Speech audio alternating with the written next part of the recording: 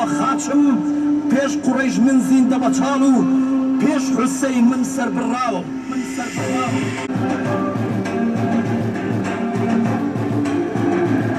بیکەن بە زمانی هەڵوو باس پێی بڵین تۆ پیر بوویت و چاوەڕێی بەرماوەی خواردنەکانی با پێی بڵین میلەتێک هەیە پیر نییە و کەنا لەسەر ئیڤڵ و دیواری بەرلین و مزگەوتی سوڵتان ئەحمەدی عوسمانی و پەیکەری بەناو ئاسادی ئەمریکا پرسنەوە و بنووسن دۆستمان دەستمان هەناسە و لەدایک بوونمان شەهیدە و چیایە بەچوان ئەمەم بۆ بکەن بە تورکی بڵێن قوتابیەکانی ئاپۆکەی ناوی مڕاوی ئەردۆغانی داگیر کرد کوچۆڵی ناکە سەنگەر ئەردۆغانی داگیر کرد کوچۆڵی ناکە سەنگەر ژن ژیان ئازادی ژن ژیان ئازادی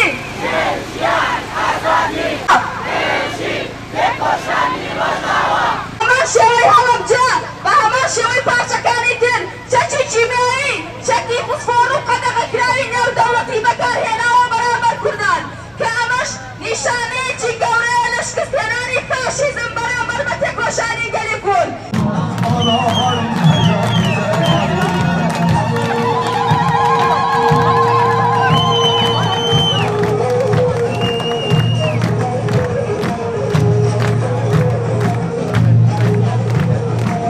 آزادیه خمیلی های دل دانا بیدیلی شرمانه ما دل دانا بیدیلی شرمانه ما بایا هادر مهادی شرمانه ما هزاد عشقات شرمانه ما هزاد عشقات شرمانه ما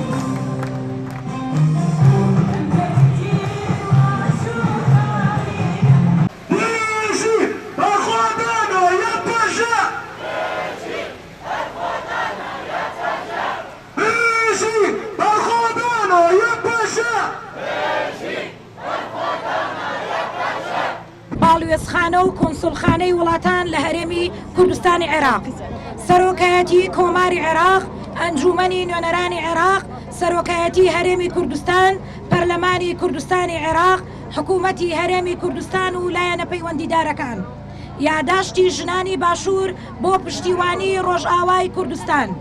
ئاشکرایە دەوڵەتی تورکیای داگیرکەر لە ئێستادا و لە ساڵانی ڕابردوودا چەندەها جار سنووری خاکی خۆی بەزاندووە، لەشکرکێشی کردوتە سەر کوردستانی باشوور و هەروەها لە دوای هێرشی بۆ سەر باکووری ڕۆژهەڵاتی سووریا لە بەرواری 9 ئۆکتۆبەری 2019 وەک دەزانن دەوڵەتێکی وەک تورکیا پانتایی جوگرافی و هێزی ئابووری و سەربارزی سەداها جار زیاترە لە توانای کوردانی ناوچەکەی ڕۆژئاوا، بە تایبەت کە ئەمە هاوکێشەیەکی سیاسی نابەرامبەرە. ئەم دەستدرێژی و کاولکاریە بۆتە هۆی شەهیدبوون و برینداربوونی هەزارەها هاوڵاتی و ماڵوێرانکردن و بێلانەکردن و سەرگەردانکردنی سەداها هەزار کەس وێڕای هێرشەکانی داگیرکاری سوپای تورکیا ترس و تۆقین و دڵەڕاوکێی لە دڵی ملیۆنەها خەڵکی ناوچەکە بڵاو کردوتەوە. بۆیە مایەی ناسەقامگیری و ڕۆژهەڵاتی ناوەڕاستی ڕۆژهەڵاتی ناوەڕاست بەگشتی بۆیە وێڕای ئیدارەکردنمان بۆ لەشکرکێشی سوپای تورکیا داواکارین بە زووترین کات باڵوێستی جددی و بەرپرسیارانەی خۆتان هەستن بۆ کۆتایی هێنان بە دەست درێژی لەشکرکێشی سوپای تورکیا و ناچارکردنی بۆ گەڕانەوەی بۆ سنووری خاکی خۆی و تێکنەدانی دیموگرافیای ناوچەکە هەر لەو سۆنگەیەوە ئێمەی ژنانی باشوور پێمان باش بوو سەرنجتان ڕابکێشین بۆ بەدەنگەوە هاتن بۆ ئەم داواکاریانەی خوارەوە کە لەلایەن بەڕێز کنێر عەبدوڵڵا بۆتانە خوێنرێتەوە.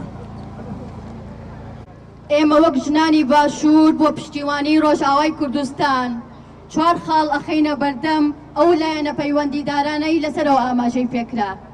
خاڵی یەکەم ڕاگررتنی لەشکرکێشی سوپای تورکیا بۆ سەر ڕۆژئاوای کوردستان و کشانەوەی سوپای تورکیا بۆ سەر خاکی خۆی. خاڵی دوو هەوڵدان بۆ دروستکردنی هێڵی دژەفرێنی ئاسمانی لە باکووری سووریا و ڕۆژئاوای کوردستان. خاڵی سێ دەرکردنی سەرجەمبنکە و بارەگا سەربەزیەکانی سوپای تورکیا لە ناوچەکانی هەرێمی کوردستان بە پێی بڕیاری پەرلەمانی کوردستان لە ڕۆژی 12/5/2003 یاسای ژمارە 37 بۆ کۆتایی هێنان بەمانەوەی هێزەکانی ئاشتی پارێز کە تا ئێستا جێبەجێ نەکراوە. خاڵی چوار و کۆتایی پاراستنی ژیانی بەدیلگیراوانی ڕۆژئاوا کە لەلایەن تورکیاوە بەدیلگیراون. سوپاس بۆ گوێگرتنتان. هێرش لەسەر ڕۆژئاوای کوردستان و کەسایەتی پێشەنگ هەڤرین خەڵەف و دایە عەقیدە هێرشە لەسەر تەواوی ژنان. گەلەکەمان تەمەنێکی درێژە لە تێکۆشاندایە لە بەرامبەر هەموو هێرشەکانی دوژمنان لە هەموو بەشەکانی کوردستانە. گەورەترین بەرخودانی تێکۆشانی کردووە لە مافە سەرەتایەکانمانەوە بگرە هەتا دەگاتە بەدەست هێنانی دەستکەوتەکانمان و گەورەترین قوربانیمان داوە لە ڕۆژئاوای کوردستانیش. لە ئەنجامی تێکۆشانێکی درێژخایەندا لە 19 حوتی 2012دا شۆڕشی ڕۆژئاوای کوردستان سەرکەوتوو بوو هەرسێ کانتۆنی جەزیرە و کۆبانی و عەفرین ڕاگەیەنرا کۆمەڵێک دەستکەوتی نەتەوەیی و دیموکراتی بەهێز بنیادنران بە تایبەتی لە بنیادنانی سیستەمی دیموکراتیانەی گەلان و پێشەنگایەتی ژنان لە هەموو کایەکانی تێکۆشاندا و پێشخستنی فۆرمێکی نوێ و بەڕێوەبردن کە سیستەمی خۆبەڕێوەبردننی دیموکراتیان گەلانە. لە ماوەیەکی زۆر کەمدا و لە ساڵی 2014دا هێزێکی درڕندەی وەک داعش لە دژی شۆڕشی ڕۆژئاوا پێشخرا.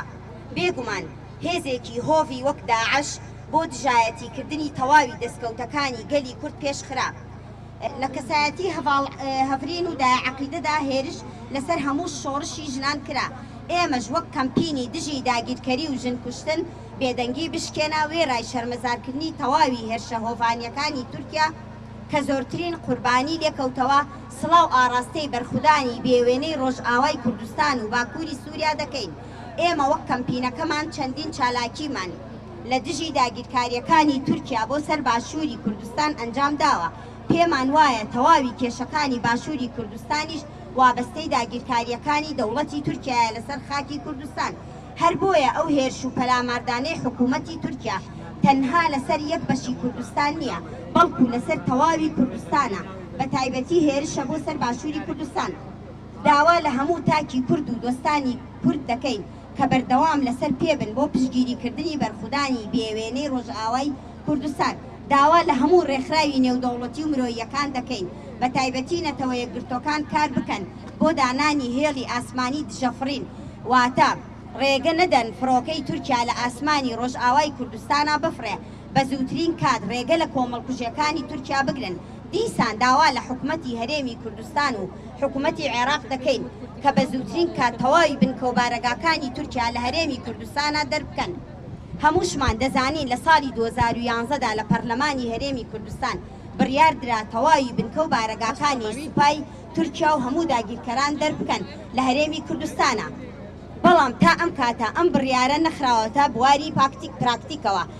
ئێمە وەک بەرەی پشتیوانی ڕۆژئاوای کوردستان پاڵپشتی هەر خۆپیشاندانێک دەکەین لە هەر جێگایەک بێ و بەشداری هەموو کوردستان بە بەشداری هەموو گەلی کوردستان و لە هەموو شار و شارۆچکەکان.